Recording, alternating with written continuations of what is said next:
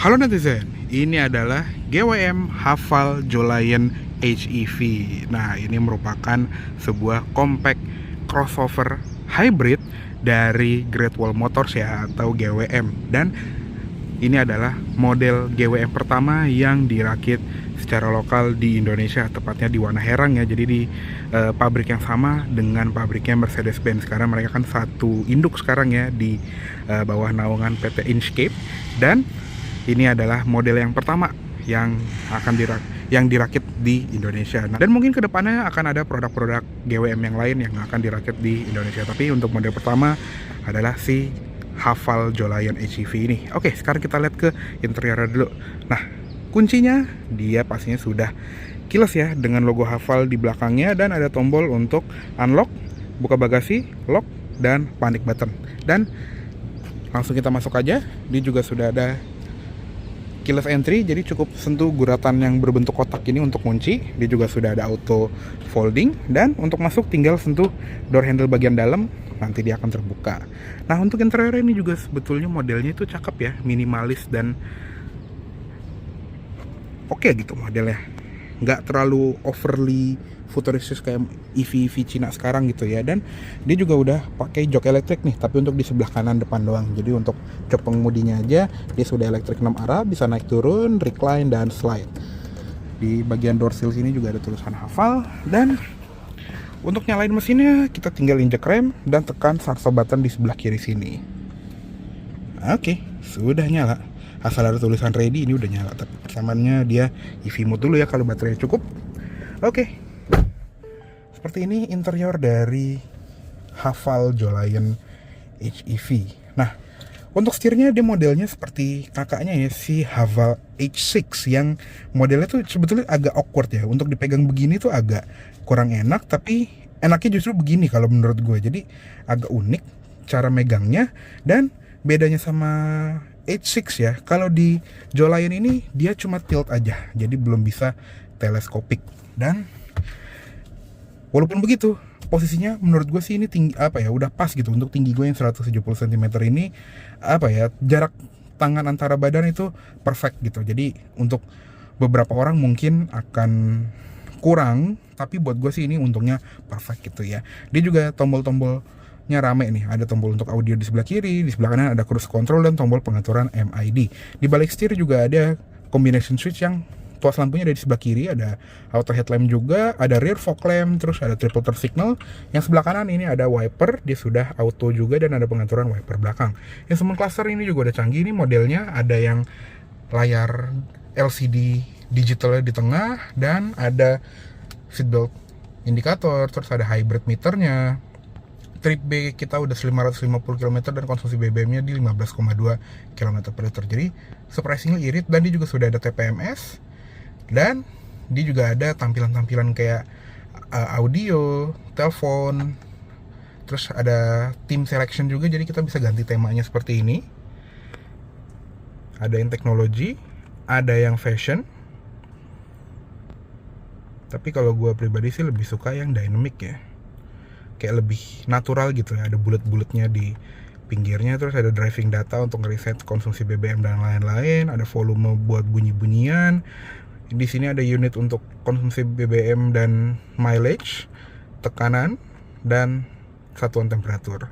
Dia juga bisa ganti bahasa, factory reset, dan maintenance miles. Jadi overall instrument clusternya cukupan lah, udah cukup canggih gitu. Lanjut ke sebelah kanan, dia juga ada ventilasi AC di bagian sini, bisa dibuka tutup. Di bagian bawahnya juga ada tombol untuk brightness panel instrumen, headlamp leveling, traction control off, dan hill descent control. Di sini ada kotak untuk naruh receh, dan ada tuas untuk membuka cup. Untuk pedalnya juga masih model gantung, dan ada footrest di sebelah kiri. Lalu untuk di bagian door trim ini juga hampir semuanya plastik keras ya. Di sini armrestnya tuh cuman yang di sini doang gitu yang empuknya, sama di sini. Sisanya tuh plastik keras. Bahkan di sini ada jahitan palsu gitu ya. Ada tweeter juga di sini, tombol central lock, all auto power window dengan semuanya punya anti pitch ya, atau anti jepit. Jadi tuh nggak perlu khawatir. Di sini juga ada pengaturan spion dengan pelipatan elektrik. Lalu di bagian bawahnya juga ada door pocket sama speaker. Ada tulisan Havalnya lagi di sini. Sun visor pengemudi dia lengkap dengan cermin dan lampu, ada card holder di dalamnya. Spion tengah ini juga udah auto dimming, jadi kalau kena sorot lampu dia akan ngeredup sendiri. Dan di sini ada tombol untuk membuka tirai dari panoramik sunroofnya. Jadi tirainya itu model yang tembus pandang gitu, sedangkan untuk sunroofnya dia tinggal one click bisa langsung terbuka secara otomatis, dan ukurannya juga surprisingly besar. Di belakangnya ada tombol buat buka tempat naruh kacamata dan ada tombol untuk nyalain lampu baca ya. Dan untuk lampu bacanya ini juga dia nyalanya langsung dua begini, nggak bisa nyala individual kanan atau kiri doang gitu. Sun visor yang sebelah kiri juga sama nih, ada cermin dengan lampu dan ada card holdernya juga. Ada grab handle, seatbelt belum bisa naik turun, tapi untuk headrest ya bisa naik turun. Dan kita bahas ke head unitnya. Untuk head unitnya ini juga ukurannya lumayan besar ya, kalau nggak salah sekitar 10,25 inci, dan dia juga sudah ada koneksi Apple CarPlay dan Android Auto yang dua-duanya masih wired ya, jadi belum wireless. Dan dia juga punya AC dual zone automatic remote control yang memang sayangnya dia cuma bisa diatur dari layar ya. Di sini tuh cuman untuk on off mode AC, sirkulasi udara, dan defogger depan belakang. Jadi untuk suhunya di sini paling rendah tuh di 16 derajat, paling panasnya di 32 derajat. Fan speednya ada di bagian bawah dan zona AC-nya juga lengkap nih, bisa ke kaki dan ke kaca depan. Lalu di bagian setting kendaraan ini juga cukup lengkap. Di cover steering ada auto folding mirror, ada front washing scraper interval, ada unlock mode. Jadi kalau kita unlock pintunya mau driver door doang atau langsung keempat pintunya langsung kebuka. Ada pengingat istirahat, power off unlock. Turn multimode setting ini adalah bobot setir, jadi brush setirnya tuh bisa kita pilih mau sport, mau comfort, atau mau light. Jadi kalau light ini langsung enteng banget mendingan di sport sih kalau gue pribadi. Dan dia juga ada color setting of instrument theme. Jadi kalau kita lihat kan di sini di meteran bensin sama di tachometer ala-ala EV-nya kan itu ada warna biru ya. Kita bisa ganti warna merah atau warna emas, gold ya. Di sini ada light setting juga, jadi ada dome lamp display, dome lamp delay time, power saving delay time, dan juga ada follow me home delay time. Dan di bagian new energy ini kita bisa atur untuk energy flow-nya. Jadi sekarang mesinnya lagi nyala nih untuk mengecas baterainya. Terus juga ada energy recovery setting atau regenerative braking, jadi kita bisa reduce, standard, atau enhance. Ada car wash atau trailer mode, ada single pedal switch. Jadi kalau diaktifin ini tuh kayak one pedal driving di mobil-mobil EV. Jadi kita cukup angkat pedal gasnya aja, nanti dia akan membantu memperlambat mobil hingga berhenti. Jadi sekaligus meregenerative braking sampai kecepatan 0 km per jam gitu ya. Dan dia juga sudah ada driving mode-nya, ada normal, eco, sport, dan snowfield atau salju ya. Nah kalau di sport mesinnya langsung nyala ya. Jadi untuk pengendaraan yang lebih sporty, mesinnya udah langsung siap gitu. Dan untuk kamera mundurnya ini juga surprisingly jernih loh. Jadi sayangnya dia belum kamera 360, tapi kamera mundurnya ini udah bagus banget. Dan sisanya sih cukup basic ya, kayak ventilasi AC di sini, terus ada tempat naruh handphone tapi bukan wireless charger. Yang kerennya nih dia ada lubang untuk kabel gitu ya. Jadi colokan kita nih, kabel kita dari koneksi USB di sini itu bisa dimasukin ke lubang sini, nanti kabelnya dikeluarin lewat sini. Jadi terkesan rapi gitu, nggak kelewar-kelewar dari samping. Dan di sini juga ada shifter untuk mobil ini gitu ya. Tinggal injek rem, putar ke kanan untuk drive, setengah ke kiri untuk neutral, dan ke kiri full untuk masuk ke reverse. Untuk posisi park tinggal pencet tombol P di atasnya. Di kiri kanannya juga ada open storage untuk naruh receh, untuk naruh browser atau dompet gitu ya. Di sini juga ada electronic parking brake dengan auto hold. Ada dua buah cup holder yang ukurannya asimetris, serta di sini ada center console. Di bagian glove box ini juga soft opening, dan dashboard ini juga banyak soft touch, serta di sebelah kiri juga ada airbag untuk penumpang depan. Oke, ini kita atur dulu posisi berkendara kita, dan kita langsung pindah ke kabin belakang aja ya. Untuk di belakang sih ukurannya juga not bad ya. Ini langsung kita masuk aja. Nah, tuh. Lega, enak posisi duduknya. Ini ada posisi berkendara gue, tinggi gue 170 cm. Di sini masih ada 5 jari. Overall sih ini lega banget ya. Dia ada seat back pocket juga di kanan dan kiri. Terus di sini ada ventilasi AC untuk di belakang, dan ada USB-A charger lagi untuk penumpang belakang. Jadi belum USB-C ya. Dan untuk headroom ini kita lihat ya.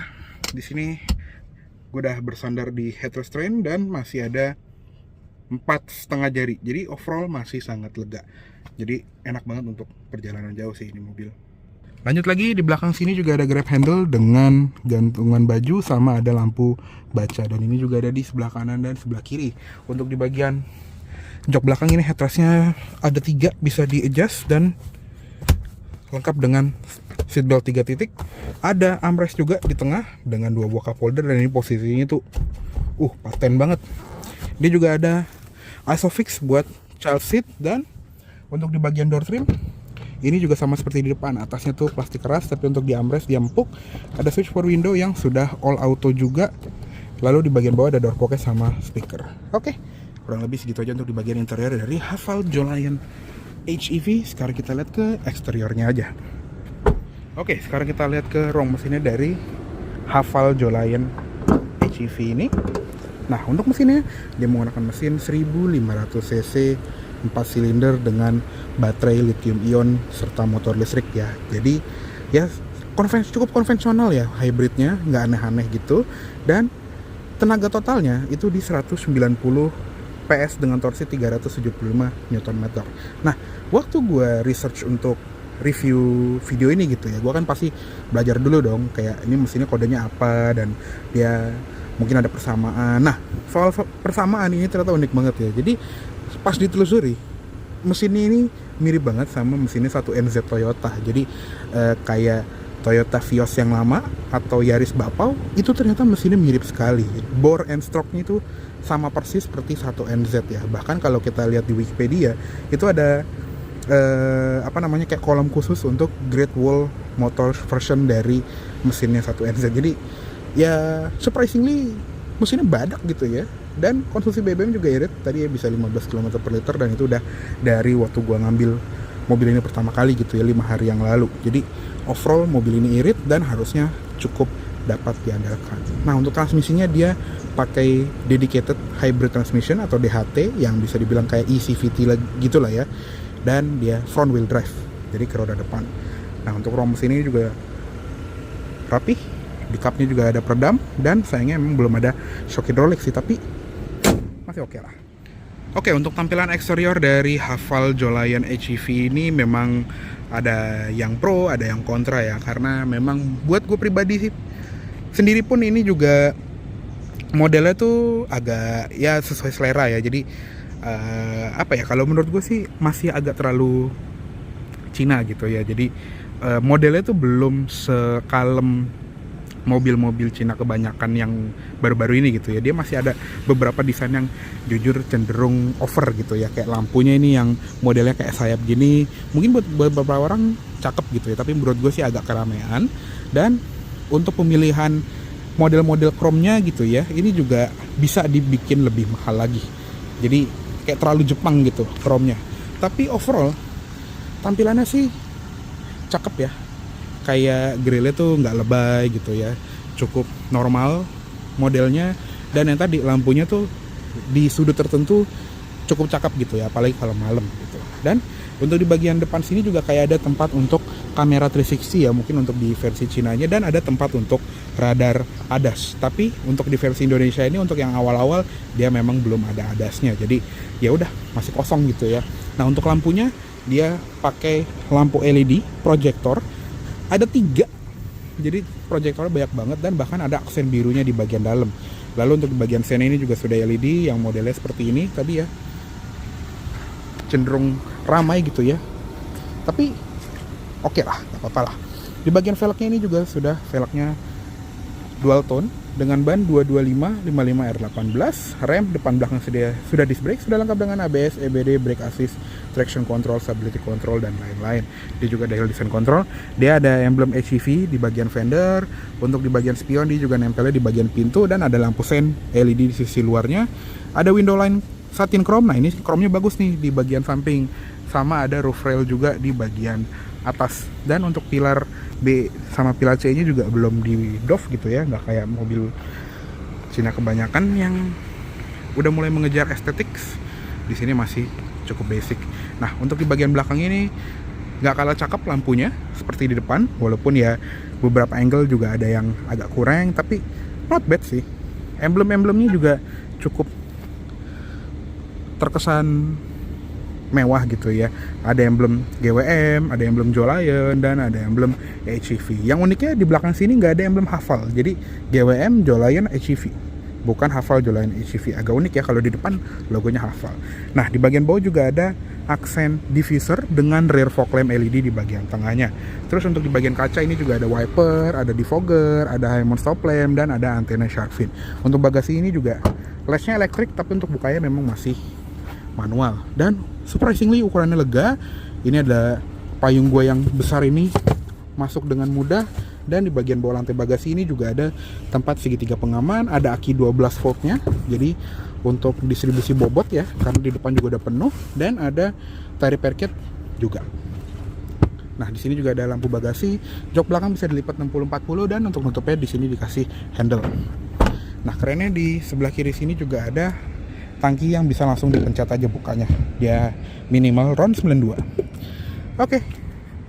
Kayaknya cukup segitu dulu untuk review dari GWM Haval Jolion HEV. Mohon maaf apabila ada salah kata-kata atau dalam menyampaikan review. Terima kasih banyak telah menonton. Sampai jumpa di video selanjutnya. Jangan ugal.